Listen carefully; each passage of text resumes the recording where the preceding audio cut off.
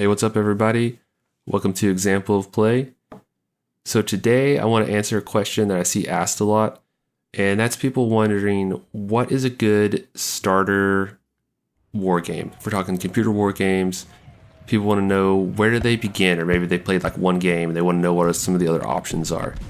And, it depends a lot on what they're interested in, what historical setting, or maybe they're not looking for historical, they're looking for fictional. It depends on what kind of scale are they interested in. There's tactical, strategic, operational, or a mixture of the different ones. And sometimes people are so new that they don't even know that those are options, that what do those things mean? What are the different ones that they can play?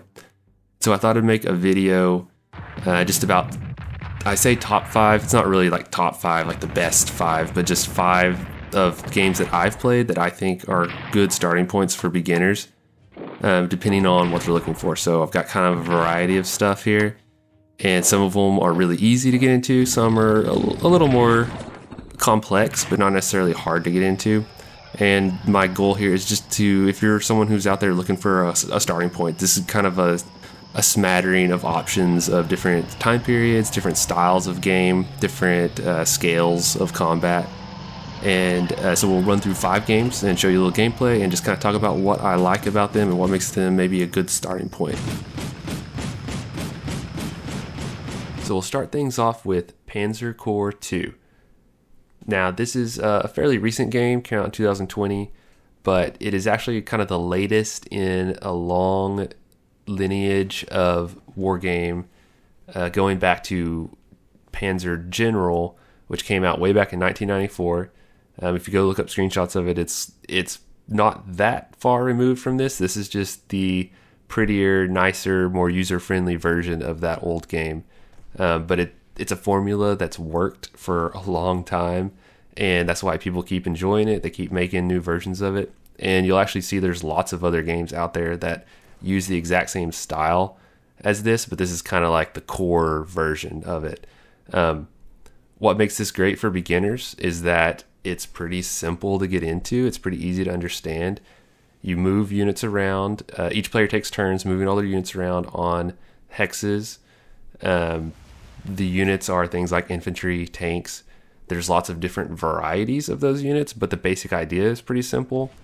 And you'll kind of quickly learn, okay, anti-tank guns are good against tanks. Tanks are good against infantry, unless those infantry are in like a forest or a city, and that kind of changes the balance.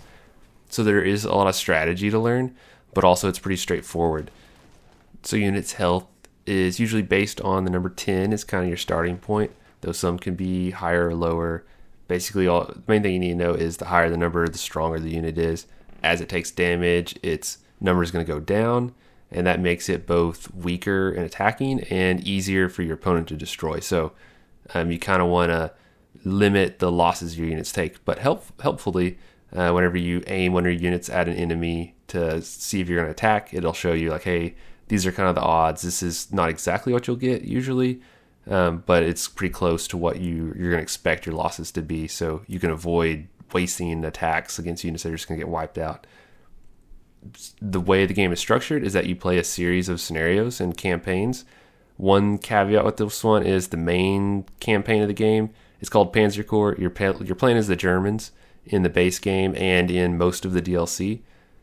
And so you can take a German force basically through the whole war. There's a couple points where you can decide, like, do I want to go to Italy? Do I want to go to Russia? But mostly you're playing a set of linked scenarios. And each one, you're going to have different objectives to try to take different towns or defend or whatever. But one of the fun things of the game is that you have this core force that you carry forward from mission to mission. You'll get some extra units sometimes, but you have your guys that you've picked that you buy. You get points. You buy them. You upgrade them. You can swap to different models of tanks through the war, that sort of thing. So it's fun to have that core force that you carry through the whole campaign. And you can also get like hero characters that can give perks to a certain unit. There's also multiplayer. Like I said, there's a lot of DLC that basically lets you play through the whole war again as the Germans, but with more missions, greater detail. Basically just a very super long version of the same thing. And the most recent DLC was actually one where you play as the Americans, so kind of mixed it up. And if it goes like it did with Panzer Corps 1, eventually there will be a lot of allied content too. But for the base game, you're mostly playing as the Germans. There's also skirmish maps where you can play against the AI, just kind of like on randomly generated battles where you can pick whatever faction you want to be. But overall, Panzer Corps 2, a really good starting point just because it's simple, but it gives you a lot of fun concepts and introduces you to kind of the war game basics of hexes and moving units around like that. Game number 2 for this list is going to be something totally different. I'm going to go with Ultimate General Gettysburg. So this is a real-time, we're going to call it tactical, because that's kind of how it handles, though really the scale is thousands of soldiers, but the way you handle it is more tactical. But Ultimate General Gettysburg, a great starting point for a different style of war game, but still one where you're playing a lot of strategy, and it's also historical, and it's interesting because it's focused on just the one battle of Gettysburg. The way the game plays out is you can choose any point in the battle you want to start, but typically you would play a campaign where you start at the opening of the battle, which is a great way for beginners to get into it because the battle opens with a small scale skirmish between just a few units, just like it historically did, and then it gradually grows into this huge battle. And the cool part is as you play the different times and days of the battle, the map, you're fighting over the same map, but different parts of it as the battle shifts around. You see a lot of the same units, so if you're familiar with the history, you'll see a lot of the generals and the locations that you've probably heard of. And what makes it really fun for me, and is a direct inspiration for the game, the visuals are really good, and they make you think about the historical maps. If you ever looked at like these maps of Civil War battlefields, I forget the author, or if it's a certain author or just a certain style, but where you have like these big arrows showing like this unit moved here or there. That's how you actually control your soldiers in this, is you just you click and drag on the unit and it makes this big like red or blue arrow showing like, okay, these guys are going to move up to here. And it's really easy to understand. It's really easy to grasp. And then you can also give some more detailed orders like holding or charging. But generally you're just moving guys around on this map that looks like it's like a historical map come to life. And the sound is pretty good. The presentation is good. And you get a sense of how these battles played out, where reinforcements would arrive, but they're really far away, and you're thinking about, can my guys hold here? Where do I got these cannons coming in, where can I put them that'll be most effective?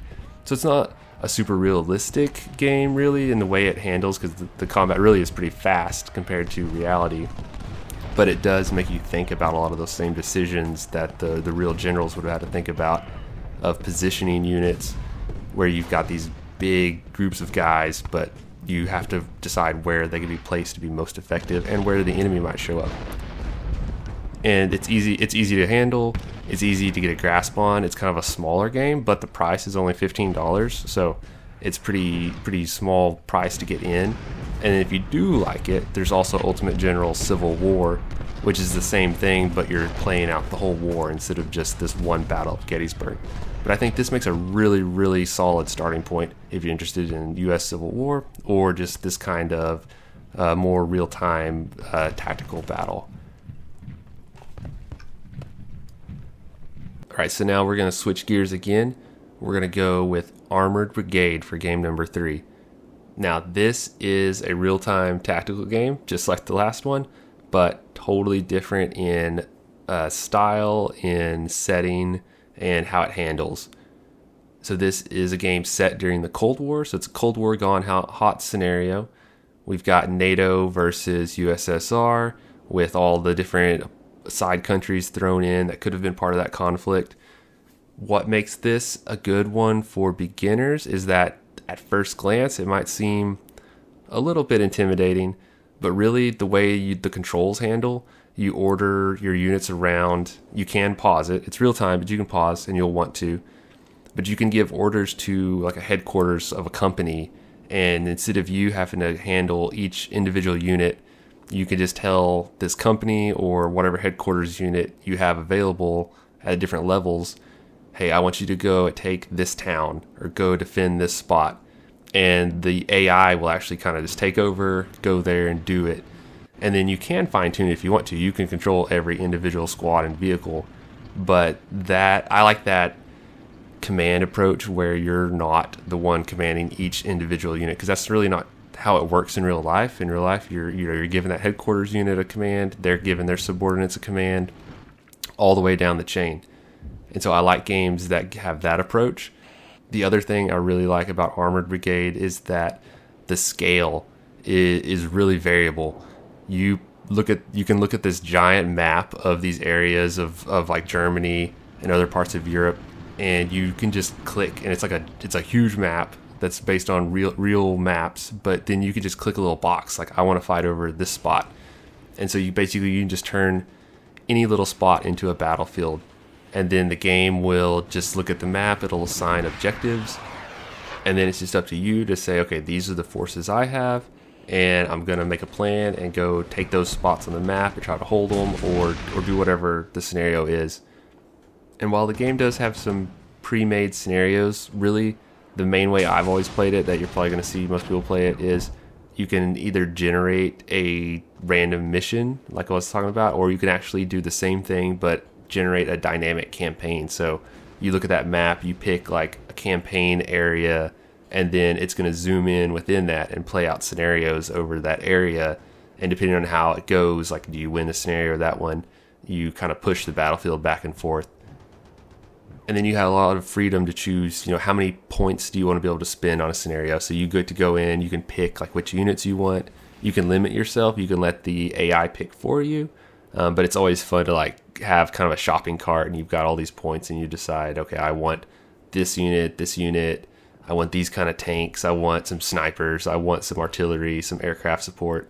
And you just have so many points, and you get to spend them on whatever you want to build up your force, or take a force that the AI generates for you. Both ways can be fun to play. What I love about the game, like I said, is the scalability. So you can play like little bitty scenarios with just a few units to get yourself started if you're a beginner, like you're watching this video. Or once you get comfortable with it, you can ramp up those points and you can have a ton of units on the screen. So while the graphics are pretty simple, that also means that you can play with like huge forces, and the game still works at any scale, basically. Just the more units, the more complex the scenario is going to be. And then one other cool thing that comes from it having those kind of simple graphics and everything is that while it is set in the Cold War, there's actually a mod. You can go on the Steam Workshop, and you can just click a button and get this mod that makes the game World War II. And you have like every faction from World War II, hundreds and hundreds of different units, and the game handles basically the same. But if you're born in World War II, this game basically has that entirely included. And then if you do enjoy the game and you're thinking these graphics are really simple, Armored Brigade 2 is actually coming out pretty soon. I'm not sure when exactly, but when it comes out, it'll be similar. It'll handle basically the same, but have a little bit nicer graphics. It'll have like 3D graphics that are still simple, but give you a little more immersed down on the battlefield instead of just looking at these 2D units. But I think Armored Brigade, it might look a little more intimidating at first glance than the first two games, but actually it's pretty easy to get into and learn. And even if you don't do great, it's still fun to play, just moving your guys around, watching a big battle play out, and you'll get better as you kind of learn to use the different tactics. So I think also a great beginner war game. Now for game number 4, we're going back to World War II. It's going to be Strategic Command, World War II, War in Europe. So Strategic Command is the first game we've looked at that's at the strategic scale, like it's in the name. What makes this game great for beginners is that it's part of a series. So if you learn how to play this game, there's other ones. There's World War I, there's U.S. Civil War, and then there is World at War, which is the same thing as World War II, but the entire war. So it's going to include all the other theaters, where this one, War in Europe, is just the war in Europe. But that makes it a kind of a better starting point because it's a little more focused. The scale is more detailed for Europe versus the world game, but it's a little easier because you're not having to worry about, the Pacific and all that. You're just worried about Europe. At first glance, you might think, okay, this looks a little bit like Panzer Corps, simpler graphics, but kind of the same thing of I've got these different unit counters, I'm moving around. They have like a health of 10. The combat is really pretty similar to Panzer Corps, but this is going to give you that strategic level of decision making. So you're not just playing one scenario to another. You don't just have your core units that you're kind of building and getting experience and upgrading these guys. You're worried about the entire war. So you're building the units, you're doing researching new technologies, you're making some diplomatic decisions as you go, and deciding where do I want to send units, not just on this battlefield, but like, do I want to send them to the east front or the west front? Do I want to invade Italy? Do I want to invade Normandy, like historical? Or do I want to do something totally different? And one of the things that makes the game fun and replayable is that you have the basic gameplay of all that stuff, but you'll get these historical decision points where you can it'll say like, do you want to commit some resources to do this or that? And it'll give you a little historical snippet of what would happen historically or what some of the alternatives were. And usually it'll make sense to do the historical thing, but sometimes you'll will and say, oh, I want to see the alternate history. What happens if we commit these resources differently than what happened in real life, and see how that plays out.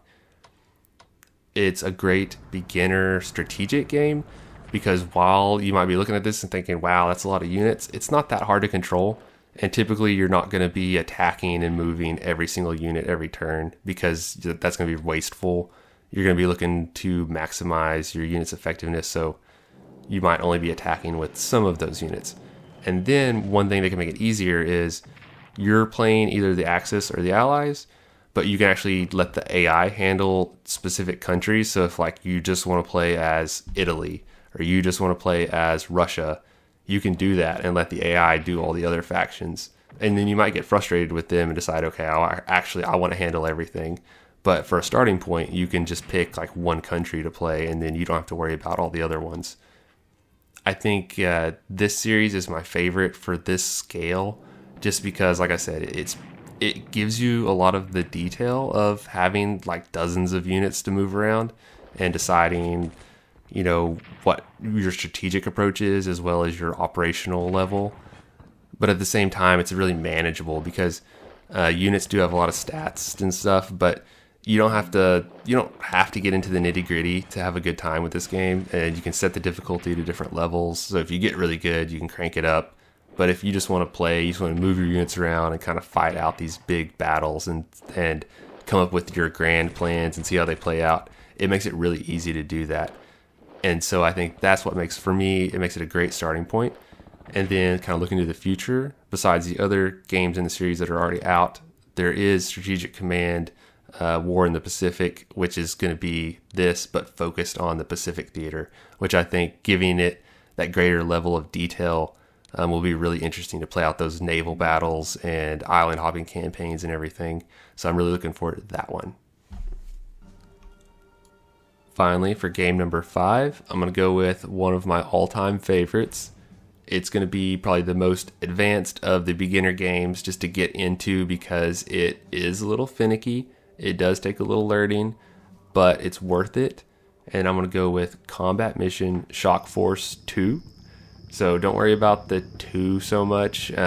This series has been long running, and Shock Force originally came out in like 2007 or 8, and it was the first version of the series to use 3D graphics and this newer engine, which I say new now, it's like almost 20 years old, but the Shock Force 2 is basically the remaster of that with all the DLC content rolled in together, but it plays pretty much the same, just better with all the upgrades to the engine over the years. So I could do a whole video about the Combat Mission series.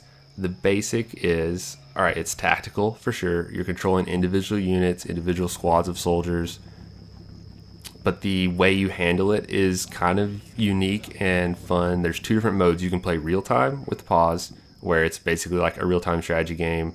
The action plays out and you can pause it, but stuff just goes when it's not paused. Or you can play the We Go mode, where basically you set orders. You say, okay, these are all the orders I want to give. The opponent is doing the same thing, and then when you hit go, the game plays for 1 minute, and during that minute you can't control anything. You're basically like watching a movie, and then after that minute's over, it'll stop again, and then you can change all your orders. And then it just goes 1 minute at a time until you get to the end of the scenario.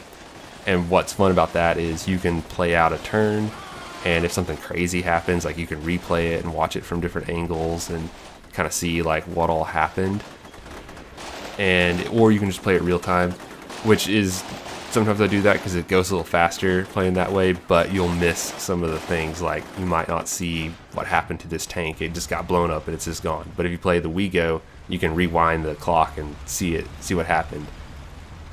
What makes these games really fun is that the engine, they're trying to simulate things down as realistically as possible. So each of your units, each soldier is got their own little mini AI that thinks for itself to some degree, for better or worse sometimes. But every individual soldier is modeled. Like each squad has so much ammo that's tracked down to the last bullet. Every bullet that's fired, it travels across the map and actually hits something. The tanks, whenever they're shooting at each other, it's doing these crazy calculations so that it's as realistic as possible. And so a lot of times you'll see that you got to use sort of realistic tactics for things to work out, because your units, if you just try to move up, like you're going to get shredded. You've got to stop. You've got to give your guys a chance to try to spot the enemy. You're not always guaranteed that every unit's going to be able to see an enemy unit. They have to actually communicate with each other and pass around information. You have to suppress the enemy. You can call in artillery and airstrikes, and you have to kind of make the most of what units you have available. The setting of the game is really interesting. Battlefront, the developers, they looked at flashpoints around the real world and used that to pick where to make their games for. And so this is set in a Syrian conflict where the United States and NATO did intervene in a Syrian civil war. And so with Shock Force 2, it rolls together all these DLC that came out back in the day. And you actually get to play as, there's US Army, Marines, there are several UK, Germany, a couple Dutch, several different NATO factions. And then also you can play as Syrian, like regular army, and insurgent forces.